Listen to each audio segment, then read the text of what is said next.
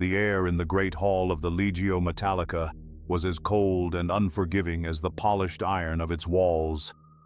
Kalen stood among hundreds, a sea of gray-robed aspirants, packed shoulder to shoulder, their individual hopes and fears compressed into a single palpable tension. They were the chosen few, the infinitesimal fraction of humanity deemed worthy to even be considered for service to a god machine. For Kalen, this was not a test. It was a sacrament. The culmination of a life spent staring at picked captures of titans, his heart swelling with a fanaticism so pure it bordered on madness. He had dreamt of this since he was a boy, of the glory of becoming one with the Omnissiah's wrath made manifest. The trials were not what he had expected. He had trained for years in simulators, mastering weapon trajectories and reactor outputs until the data cant was a second language. But here, skill was merely the entry price. The true tests were of the soul. They were made to stand for days, deprived of sleep, while logic puzzles of impossible complexity were screamed at them by faceless tech priests through voxcasters. The psychic pressure was immense, a constant grinding weight designed to crack the weak, to expose the flaws in their faith. Men and women, some of whom had been his rivals and companions for years, broke around him. One aspirant screamed, his mind shattering under the strain of a recursive paradox, and was dragged away by silent, hulking servitors, his future now a grim certainty of mindless servitude. Another simply collapsed, her body giving out, and was likewise removed without a word. There was no pity here.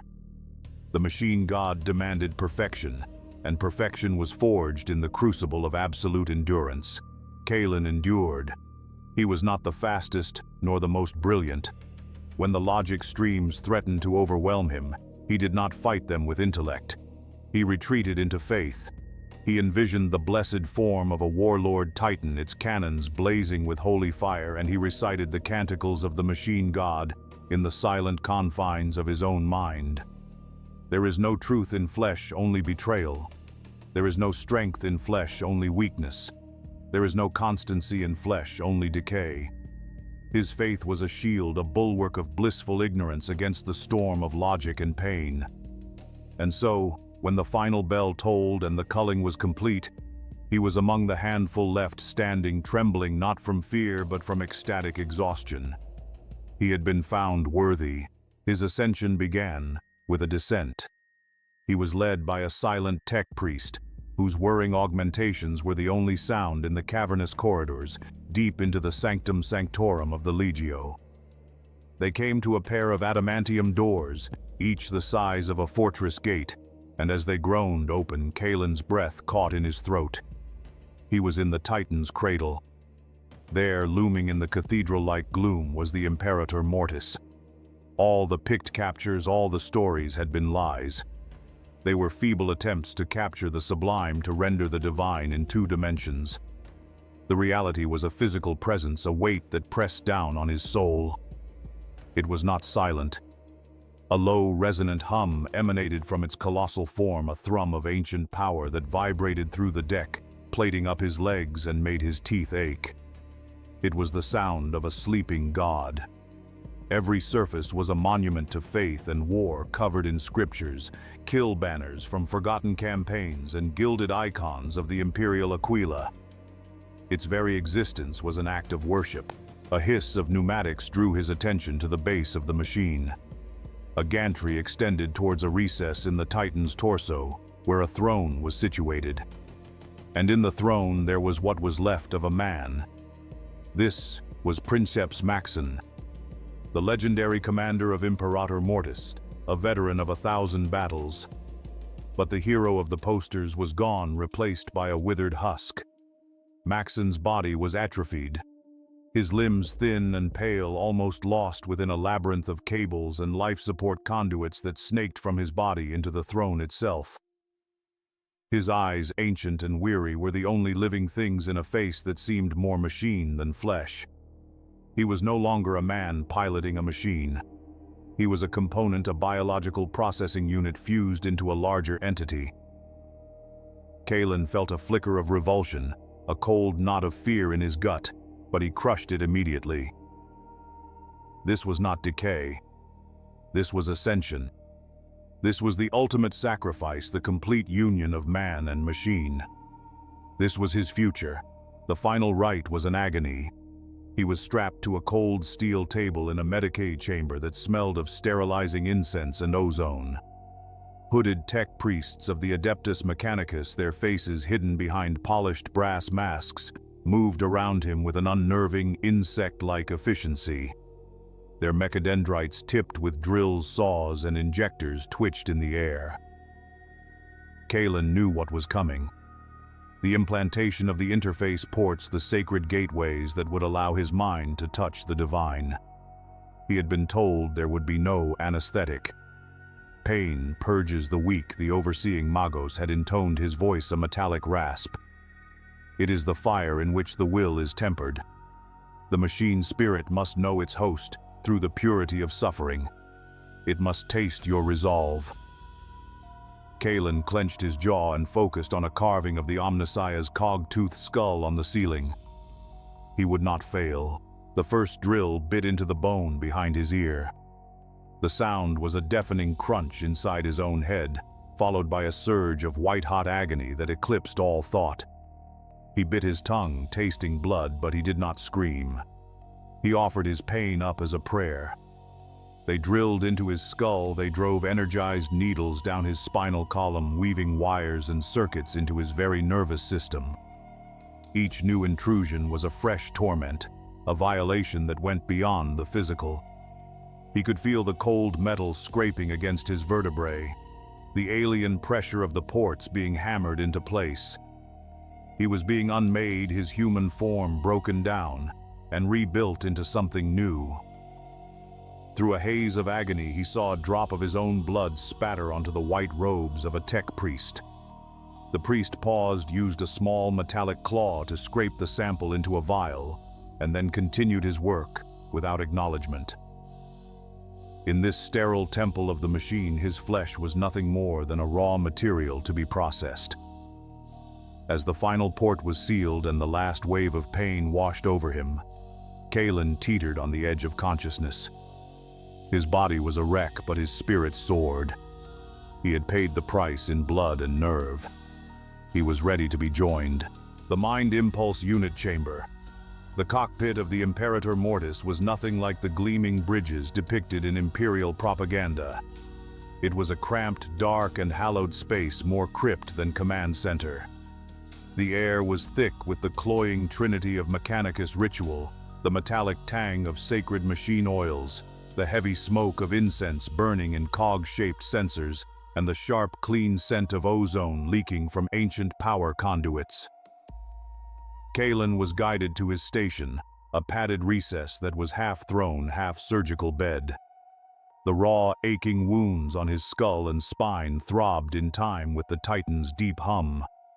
He saw the others being similarly installed. There was Moderatus, Primus Valerius, a grim-faced man whose augmetic eye glowed a faint red in the gloom. There were the tech priests, their red robes a splash of color against the dark metal already murmuring litanies as they interfaced directly with the Titan's baser functions. And there, on a raised dais, was Princeps Maxon, a spider in the center of his web, his withered form already sinking into the embrace of his command throne. A Magos approached Kalen, his face a mask of impassive steel, carrying a rack of gleaming silver conduits. The anointing had begun. Holy oil was daubed on his newly installed ports, a final blessing before the union. Kalen closed his eyes, his heart a frantic drum against his ribs. This was it. The moment of communion. The Magos took the first thick cable. The flesh is weak, he intoned, his voice a synthesized rasp. The circuit is eternal. He plugged the cold, heavy jack into the port at the base of Kalen's skull. Kalen's world did not just change, it shattered. It was not a stream of data. It was not a clean interface. It was a psychic tsunami, a deluge of raw, unfiltered consciousness that slammed into his mind with the force of a tectonic collision. His own thoughts were instantly submerged, his sense of self ripped away and thrown into a chaotic ocean. He was no longer Kalen, a single man in a single moment. He was 1,000 things at once. He felt the grinding irritation of Moderatus Primus Valerius, a constant low-level anger at a minor pressure fluctuation in the left leg actuator. He felt the cold, dispassionate flow of binary code from the tech priests, a river of pure information that was as alien to him as the thoughts of an insect. And then washing over it all, he felt the princeps. It was a consciousness of immense age and weariness, a mind stretched thin over centuries of command, vast and slow and powerful like a glacier. It was the weight of 10,000 years of duty, a burden so profound that Kalen felt his own soul begin to crack under the strain. And beneath it all, faint but terrifying, was something else. A whisper. A presence that was not human, not a crew member. It was ancient, vast, and filled with a cold, predatory intelligence. It was the Imperator Mortis itself, and it was aware of him. The machine spirit was not a benign intelligence. It was not a loyal servant. The whispers coalesced into a scream, a psychic shriek, composed of 1,000,000 dying voices. The manifold was not just a network, it was a graveyard. Kalen was drowning in the echoes of every princeps, every moderatus, every crew member who had ever served and died within this metal shell for the last 10 millennia. He lived their final moments in terrifying, flashing vignettes. He was a princeps on the blasted plains of Talarn, his cockpit breached by a lucky shot, the sensation of his blood boiling in the sudden vacuum. He was a tech priest during the Horus Heresy, screaming in binary agony as traitor war magics tore through the Titan's circuits, turning sacred systems into corrupted flesh. He felt the phantom pain of 1,000 ancient wounds. The Titan had suffered a direct hit from a volcano cannon on Mars that had slagged its left shoulder, the shearing agony of a warlord's power fist tearing through its leg armor, the slow, corrosive burn of a demon weapon's taint. These were not memories. They were ghosts, raw and undigested traumas trapped in the machine's consciousness, and they were all happening to him right now. The pain was unbearable, the terror absolute. His own identity was a flickering candle in a hurricane of rage and death. He tried to pull back to sever the connection, but there was nowhere to go. He was a part of the machine now. He opened his mouth, but the sound that came out was not his own. It was a chorus of the dead, a symphony of agony. He screamed, and then mercifully there was only darkness. When he drifted back to consciousness, the initial psychic torrent had receded to a manageable, though still terrifying, roar. The conduits were still connected. He lay shaking in his cradle, slick with a cold sweat. Across the chamber he saw Moderatus Primus Valerius, staring at him not with contempt, but with something that looked disturbingly like pity. Valerius's thoughts touched his no longer a raw wave of irritation, but a single concise pulse of data, tinged with a weary resignation. Welcome to the service. The waking was a slow, seismic event. It began not with a command, but with a prayer. Princeps Maxon's consciousness, a vast and ancient ocean within the manifold, stirred. Kalen felt the Princeps' will flow outwards. A command whispered not in words, but in pure intent, cascading down through the machine's myriad systems. Liturgies of activation chanted in the binary cant of the Mechanicus flowed from the tech priests, each line of code a verse in a hymn of awakening. Kalen felt it as a warmth spreading through a body that was no longer his.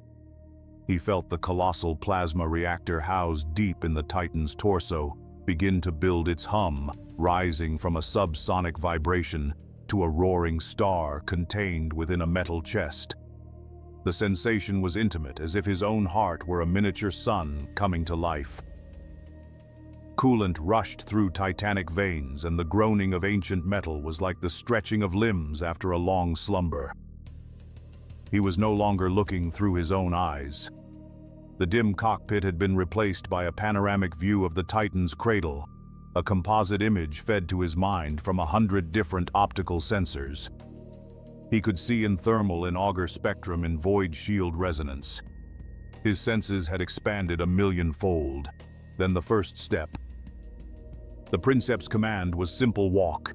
A jolt of unimaginable power surged through the Titan's legs.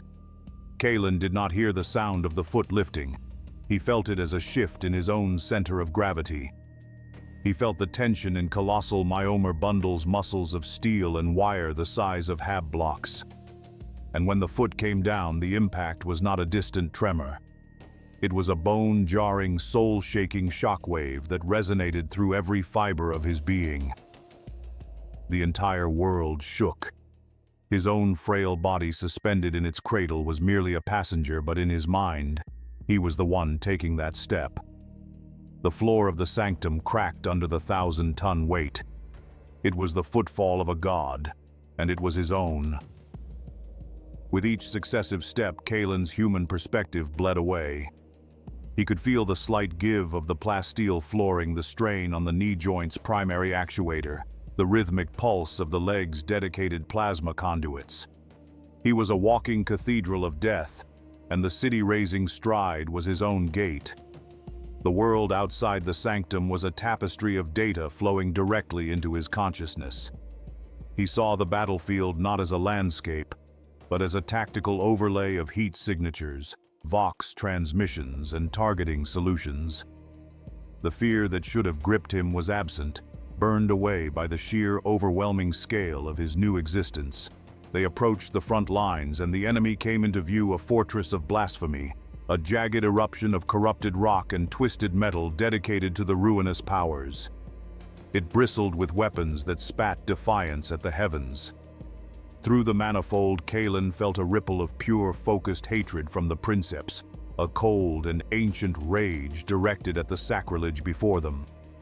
And from the machine spirit he felt something far more primal, a ravenous, predatory hunger. The Princeps' command came clear and sharp as diamond. Target primary spire. Fire volcano cannon 1. Kalen, as Moderatus Secundus, was responsible for the weapon systems on his side. He didn't push a button or flip a switch. He reached out with his will. He felt the weapon as an extension of his own arm. He could feel the capacitors begin to draw power directly from the reactor, a torrent of energy so vast it felt like siphoning a star. The air around the Titan crackled the whine of the charging weapon building to a piercing shriek that was both auditory and psychic. Inside the manifold, it was a crescendo of glorious divine wrath. He could feel the weapon's immense thirst, its eagerness to be unleashed. He aligned the targeting reticule, the act as intuitive as pointing a finger. The data stream confirmed target lock. He sent the confirmation pulse back to the Princeps. The answering command was a single explosive thought fire. The release was an ecstasy of violence. A wave of psychic and sensory feedback slammed into him 1,000 times more potent than the initial connection. It was a feeling of absolute power, of godhood. A sun-bright lance of pure energy erupted from the cannon on his shoulder, and he felt the recoil not as a shove, but as the flexing of his own divine muscle. He didn't just see the beam cross the battlefield in an incandescent flash. He rode with it, his consciousness momentarily tied to the bolt of destruction. He saw the fortress's void shields flare, buckle, and shatter into shimmering shards of light. He saw the beams strike the central spire. There was no explosion, not at first. The rock and metal simply vanished, sublimated into vapor in a silent, blinding flash. A heartbeat later, the shockwave followed a wave of superheated air that tore the rest of the fortress apart. And through it all, Kalen felt the pure, bestial satisfaction of the machine spirit. It was a raw, orgasmic thrill of annihilation, a feeling of a predator sinking its teeth into its prey. The machine enjoyed this. It reveled in the destruction. And for a terrifying, exhilarating moment, so did he. The battle was short and brutal.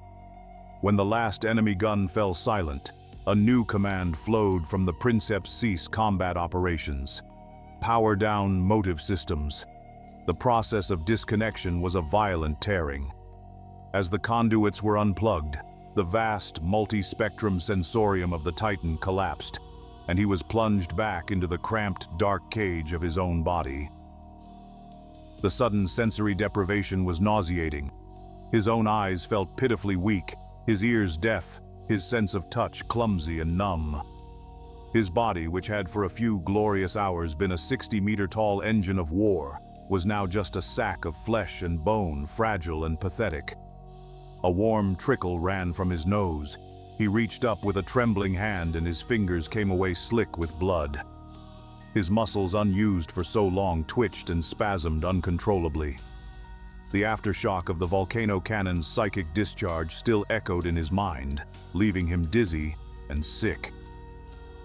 He looked around the cockpit. Valerius was pale, his jaw clenched, a muscle twitching in his cheek. The tech priests were swaying on their feet, their systems struggling to recalibrate. He was not alone in his suffering. This was the price. The price for touching godhood was to be reminded brutally of your own mortal weakness. This was the service. And it had only just begun. The days between battles bled into one another, marked not by the rising and setting of a sun he no longer saw, but by the cycles of disconnection and immersion. Kalen's world had shrunk to the dimensions of his amniotic tank. After the brutal sensory come-down of a mission, servitors would uncouple him from his command cradle and place his atrophied body into the warm, nutrient-rich fluid. The transition was both a relief and a new kind of prison.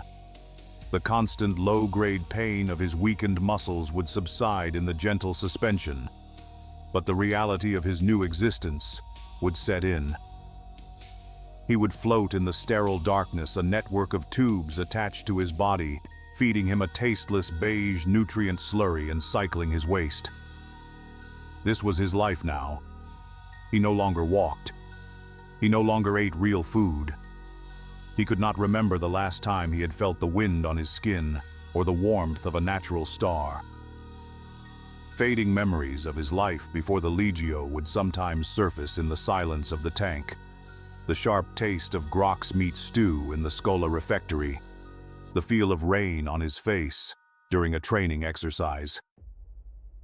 These memories felt like they belonged to someone else. Ghosts of a life he had willingly sacrificed.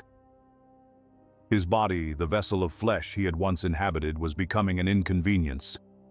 A fragile piece of biological hardware that had to be carefully maintained between sessions in the only world that now felt real, the manifold. At times he would see the others in their own tanks, pale and fetal-like in the green glow of the monitors. They were all becoming the same, their humanity slowly being rendered down into a common, efficient component. The flesh was weak, and so the machine provided this womb of steel and fluid to preserve it just enough for the next time its service was required. But while his body wasted away, his mind sharpened into a weapon. The initial shock of the manifold had given way to a brutal and rapid adaptation. The psychic chaos was still there, the screaming ghosts of the dead were a constant background radiation. But he was learning to build walls in his mind, to filter the noise, to focus only on the essential data streams. He was becoming fluent in the language of the machine. He no longer thought in the clumsy, linear fashion of human speech. His thoughts were bursts of pure data, complex, tactical realities comprehended in an instant. The concept of an enemy Lehman Russ tank at grid Epsilon 4 moving to a flanking position was no longer a sentence. It was an icon that flashed in his mind's eye, already overlaid with its threat-level armor, classification, probable velocity, and a dozen firing solutions calculated and discarded in the space of a microsecond. The communion with his fellow crew members deepened into something beyond empathy.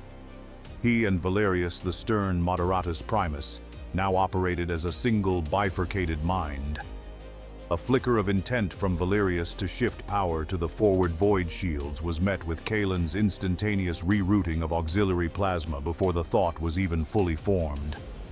There were no words, no requests. There was only the symphony, a silent, perfect orchestration of minds and systems working in absolute concert. The princeps was the conductor, his ancient will, guiding the overall composition, but he, Valerius, and the others were the virtuosos, each playing their part in a grand and terrible symphony of slaughter. He could feel the remaining rounds in the ammo feeds for his Vulcan megabolters, as if they were pebbles in his own hand. He could sense the health of the plasma reactor not as a warmth in his gut, a steady and powerful heartbeat that was now more familiar to him than his own. The culmination of this brutal education came on the ash wastes of Ryza, during a grinding war of attrition against a secessionist army. The Imperator Mortis was weathering a storm of artillery fire, the world outside a hellscape of smoke and explosions. Void shields shimmered, flaring with each impact, a constant draining hum in the back of Kalen's consciousness. They were pushing through the barrage to reach a heavily fortified command bunker. He felt Valerius adjust the Titan's stride, compensating for the unstable, cratered ground. He felt the princeps weighing the shield drain against their advanced speed. He felt the machine spirit's simmering rage at the constant irritating impacts against its hide. Then a shell found its way through. It was a basilisk earthshaker, round lucky or perfectly aimed, that slipped through a flickering section of the shield grid. Kalen didn't see it coming. He felt it. The shell struck the lower greave of the Titan's left leg. The impact was a cataclysm. A wave of pure, white-hot agony tore through the manifold 1,000 times worse than any feedback he had ever experienced. He screamed a raw animal sound torn from his throat, because it felt undeniably as if his own leg had just been shattered and ripped open by an explosion. The diagnostic runes that flooded his mind were a secondary confirmation of what his entire being already knew. Catastrophic damage to armor section 7 Gamma, multiple breaches, internal structural trauma. But the pain was not clean, not isolated. It was compounded, layered with the agony of others. He felt a sudden searing heat that wasn't his own, accompanied by the panicked, screaming binary of a tech priest in a lower engine bay, his robes and flesh on fire. He felt the crushing pressure and the snap of bone from a different section as a support strut buckled, killing another engine seer instantly. The Titan's pain was their pain. Every broken circuit, every ruptured conduit, every shrieking alarm was a shared torment. The manifold, their divine union, had become a conduit for a singular, overwhelming agony. The symphony had become a single, deafening shriek of pain. The lines between the man and the machine, already blurred, began to dissolve entirely in the quiet darkness of the amniotic tank. Sleep offered no escape. It was merely a different kind of connection, a time when the ghosts of the manifold had freer reign. Kalen began to dream of things he had never seen, to remember a life he had never lived.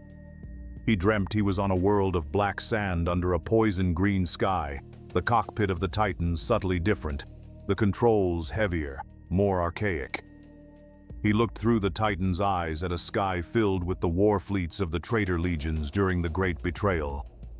A burning, righteous hatred filled him, a fury so intense it felt like it would split his skull open. It was a hatred for the word-bearers, for their blasphemous icons, and their desecration of the imperial truth. In the dream, he raised a power claw the size of a hab block and crushed a land raider tank bearing the sigil of the Colchizian traitors, and he screamed a war cry in a voice that was not his own, the name of a princeps who had died 10,000 years ago.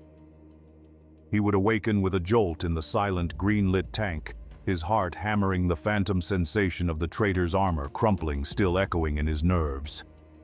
He would look at his own pale, soft hands floating in the fluid, and for a terrifying moment, not recognize them. Who was he? Was he Kalen, the boy from the Schola who dreamt of glory? Or was he Varus, the princeps who died on Calth, his soul? Now just another angry whisper in the machine. The memories were not his, but the hatred felt real, and it was taking root. This erosion of self was accelerated by the cold calculus of war. During a compliance action on a rebellious moon, they received their orders directly from a fleet admiral. An urban sector was to be leveled. It had been identified as a primary staging ground for insurrectionist forces. The order was absolute. As Kalen's mind interfaced with the targeting systems, his sensorium swept over the designated kill box. He saw the heat signatures of enemy armor, the power emanations of hidden weapon batteries. But he also saw other things. Faint but unmistakable life signs from subterranean shelters, clusters of non-combatants. The data was unequivocal. The area was not empty. For a fraction of a second, a ghost of his former self, the idealistic boy in the Great Hall, surfaced. He hesitated. It was not a conscious decision, merely a synaptic pause, a flicker of doubt in the data stream. It was the worst mistake he could have made. The response from Princeps Maxon was not a thought or a word. It was a psychic lash, a bolt of pure disciplinary agony that lanced through the manifold and into the core of Kalen's mind. It was the pain of 1,000 synapses firing at once, a white-hot spike behind his eyes that dropped him to his metaphorical knees. With the pain came a single unbending, non-verbal imperative. Obey. There was no room for morality here. There was no conscience in the machine. There was only the will of the Princeps and the function of the Titan. Trembling from the psychic shock, Kalen complied. He locked the targeting solution and relayed his readiness. The Princeps gave the command to fire, and Kalen watched through the Titan's optics as a sustained barrage from the megabolters and Gatling blaster turned the sector into a maelstrom of fire and shredded steel. He did not feel remorse. The Princeps' neural whip had cauterized that part of him. Instead, what he felt was a wave of deep, resonant satisfaction from the machine spirit. It was a feeling of a great hunger being sated, a primal glee in the absolute erasure of the target. And the most horrifying part was, as the feeling washed through him, a part of him felt it too. The hunger grew. The machine spirit was not merely a repository of angry ghosts. It was a conscious predator, and its prey was reality itself. It fed on violence. In the heat of a prolonged engagement against a horde of orcs, Kalen came to understand the true nature of the god he served. The greenskins were a tide of scrap metal war machines and screaming bodies, and the Imperator Mortis waded through them like a man through water. He and Valerius were a blur of perfect, deadly efficiency. Their thoughts and actions intertwined, their weapons spitting death in a continuous rhythmic cycle. A gargant, the orcs' crude effigy of a true titan, lumbered towards them. They crippled it with a focused volley, its main gun slagged its legs, buckling. The machine was disabled, no longer a threat. By any tactical doctrine, they should have moved to the next target. But Kalen felt a powerful, intrusive urge swell up from the depths of the manifold. It was a savage, brutal impulse, a desire to not just defeat, but to utterly obliterate. He felt the machine spirit's craving for the final explosive death of its rival. He fought it for a moment, his own tactical sense warring with the machine's bloodlust. But the urge was intoxicating, a rush of pure power that promised a profound release. He gave in. He channeled power to the volcano cannon and fired. The disabled gargant was annihilated in a flash of atomic fire. The feedback was euphoric, a jolt of predatory triumph that made his own triumphs feel pale and insignificant. After that, the fight to distinguish his own will from the machines became a constant, silent battle. Was it he who wanted to fire for another second into the fleeing infantry? Or was it the machine? Was it his own satisfaction at a confirmed kill? Or was it the echo of the steel predator's glee? He was becoming a weapon not just in function, but in spirit. The whispers were becoming his own thoughts. The final battle took place in the skeletal ruins of an imperial capital, a city already bled dry by a long and bitter war. The enemy was not a horde or an army. It was a mirror, a dark reflection. Emerging from the toxic smog that choked the shattered cityscape was another warlord titan, but one that had been twisted into a nightmare. It was the Abyssal Heart, a name spoken only in fearful whispers, a veteran of the Long War. Where the Imperator Mortis was adorned with icons of faith, the traitor was festooned with symbols of utter blasphemy that seemed to writhe and weep a viscous black ichor. Its metal hide was a cancerous fusion of steel and raw pulsing flesh metal. Spikes of bone jutted from its pauldrons, and from its head a single vast eye of burning warp energy glared with malevolent intelligence. As it drew near, it unleashed not a war horn but a psychic howl, a wave of pure, concentrated madness that crashed against the manifold. It was a sound made of torment and rage, and Kalen felt it as a physical spike of pain in his mind. The ghosts in the machine shrieked in terror and fury. Within the manifold he felt the pure, cold hatred of the princeps. But from the machine spirit he felt an even deeper reaction. The revulsion of a holy thing in the presence of the profane, a fundamental rejection of the perversion that stood before them. This would not be a battle. It would be an exorcism. The duel of the gods began. The air between the two behemoths crackled and turned to plasma. The Chaos Titan fired first a torrent of energy from a weapon that was no longer recognizable, a beam of roiling, chaotic energy that screamed as it flew. Princeps Maxon's will was a point of absolute calm in the storm. Evasive pattern delta, full power to port shields. Kalen responded instantly, his thoughts, one with the machine, feeling the immense body of the Imperator Mortis shift its weight with a grace that defied its scale. The chaotic blast struck the shimmering dome of the void shield, and the feedback was a wave of nausea and psychic dissonance. Maxon's counterattack was one of pure, calculated fury. Volcano cannons synchronized fire. Target central torso. Kalen and Valerius acted as one, their targeting solutions converging into a single point of absolute certainty. Two lances of sun-bright energy crossed the chasm between the titans. The abyssal heart was faster than it looked, its movements unnervingly fluid like a predator's. It sidestepped, and one of the beams missed entirely, carving a molten canyon through the ruins of a cathedral behind it. The other struck its shoulder, and the feedback Kalen received was not just of an impact, but of a shriek of rage and pain from the entity bound within the traitor engine. The battle became a brutal, intricate dance. Lasers the width of roadways slashed through the sky. Missiles rained down like angry iron hornets. The very ground buckled under their tread, entire city blocks collapsing into dust with every earth-shaking step. Maxon was a master, his every move, a textbook example of Titan combat refined over centuries. He was predictable in his perfection. The Chaos Titan, however, fought with the savage cunning of a madman. It would feign a retreat only to lash out with a shimmering psychic attack, or ignore its own damage to charge forward in a berserker rage. It was a battle of order against chaos, of cold faith against burning madness. For a long, brutal hour, the two gods of war tore at each other, ripping the city and the sky apart. Kalen had become a pure extension of the princeps' will, his mind a conduit for the sacred act of destruction. The whispers of the machine and his own thoughts now merged into a single battle chant. They were winning. He could feel it. The traitor's shields were failing its movements, becoming more erratic, its rage turning to desperation. Maxon pressed the advantage, a relentless grinding advance that forced the abyssal heart back step by agonizing step. Weapons free, the princeps commanded his mind, a cold, sharp blade. Press the attack. Annihilate the heretic. As Kalen prepared to unleash another salvo, the Chaos Titan did something unexpected. It stopped retreating.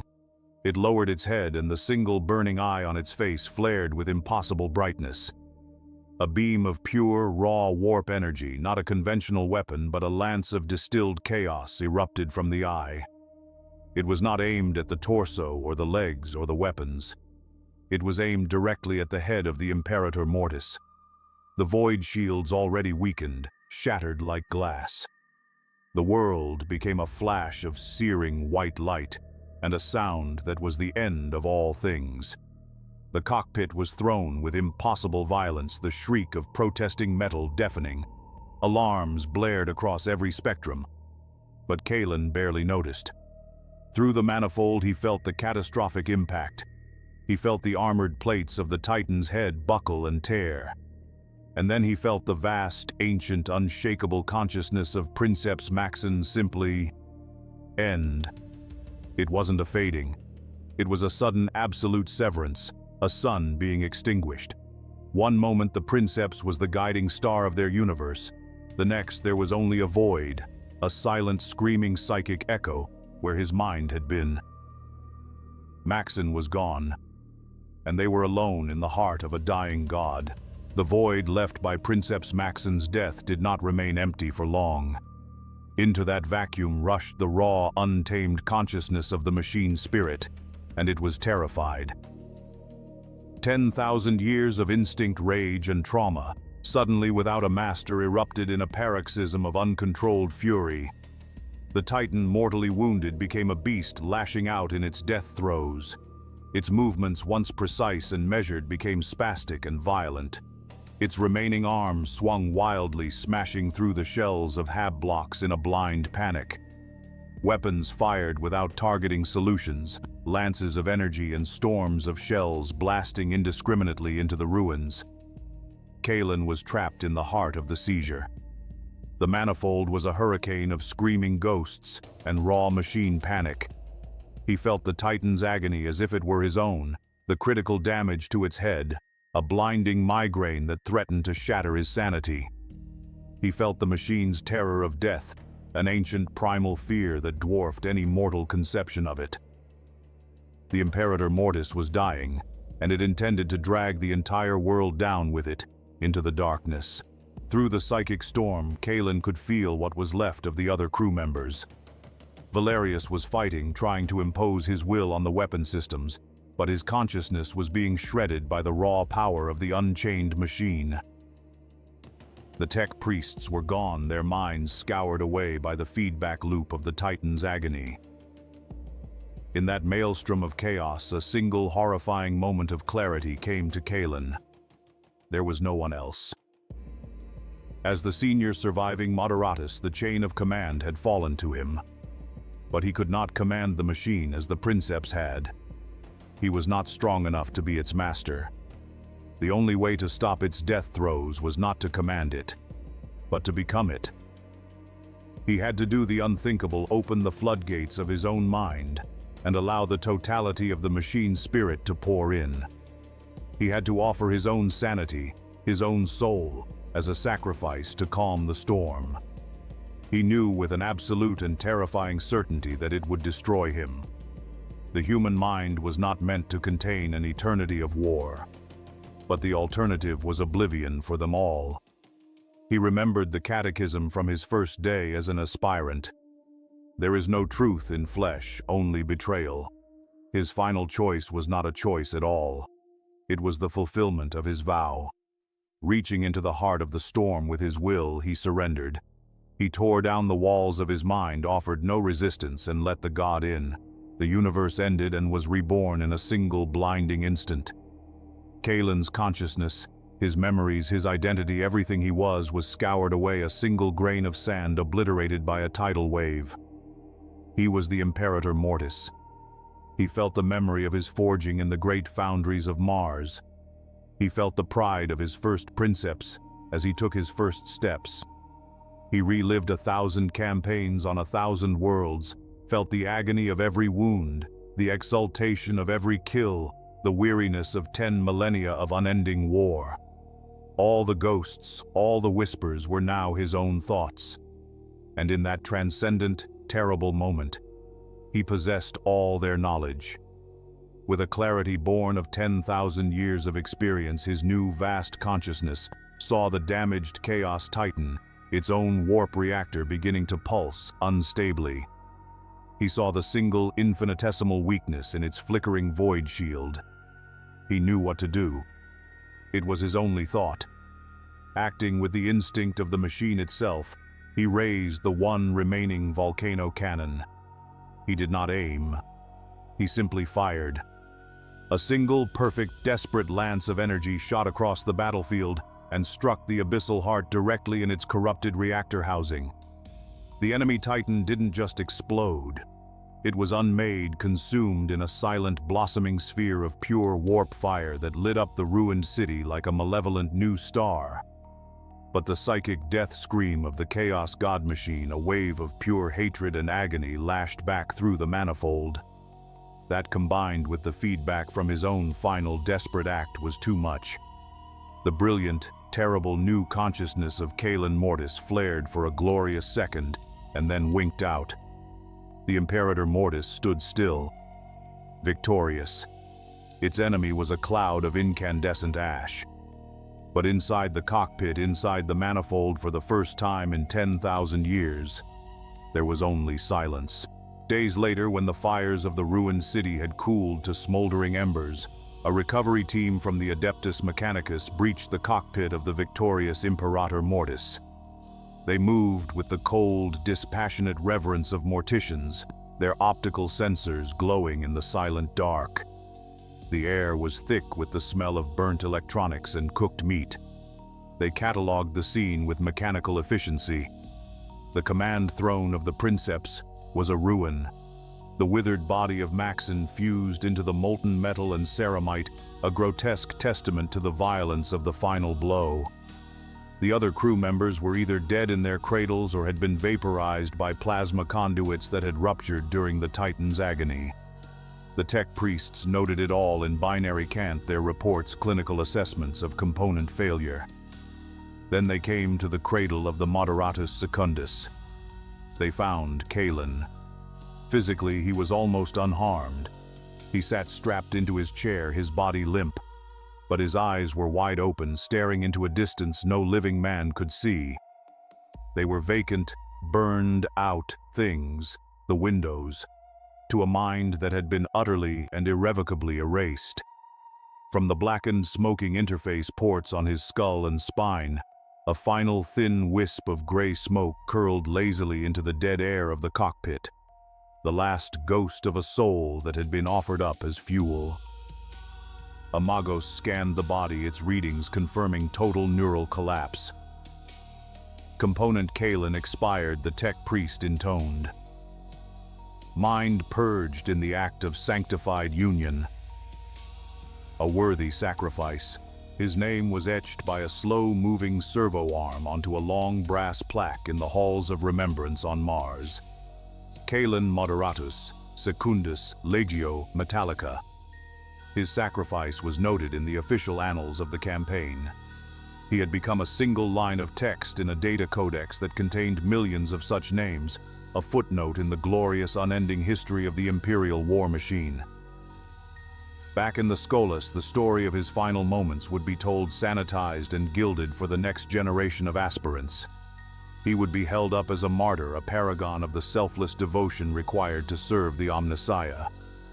They would speak of his glorious ascension, of how he had heroically seized control of the God Machine to strike the final blow.